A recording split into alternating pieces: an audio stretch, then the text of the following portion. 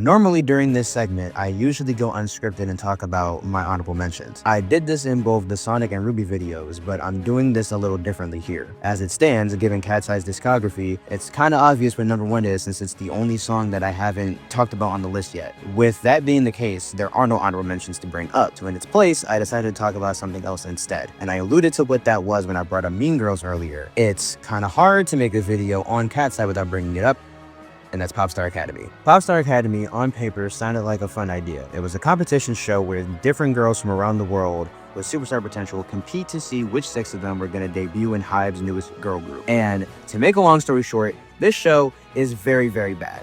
And it's not because of the quality of the show or whatever, it's because of just how fucked up the entire thing is. They pit these girls against each other and are fully okay with this group of majority minors being flamed on the internet and literally are saying it's for entertainment, which is ridiculous to me. And to add fuel to the fire, the girls were lied to initially and didn't even know that it was a competition survival show in the first place. Some of these girls worked their asses off trying to prove themselves and also got very personal a lot of the time discussing the process and how it's affecting their mental health, even down to how they feel about some of the other contestants. Only for that shit to be exploited for content and entertainment. Did I mention most of these girls are minors? There is something very wrong with this. Once the dust settled, Sophia, Mano, Daniela, Laura, Megan, and Yoonchae were chosen to be the members of Cat's Eye. And after watching the show for the first time in its entirety literally last weekend, I could say confidently that these girls were the right choice.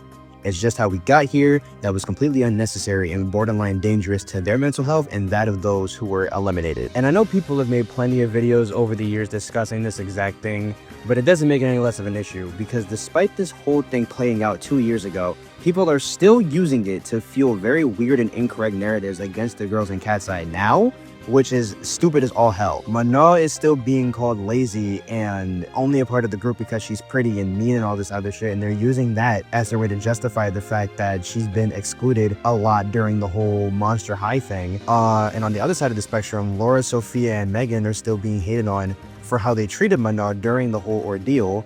And then we have Daniela's ethnicity being commented on, and this fuck-ass show is a very big player in that. It's one thing if you want to trash a fictional character in a game or a movie or a show or whatever the case may be, but these are real fucking people. They already went through a lot dealing with that fucking documentary, and people adding onto that is just it's not productive at all. There's so much controversy around this thing, and for good reason too.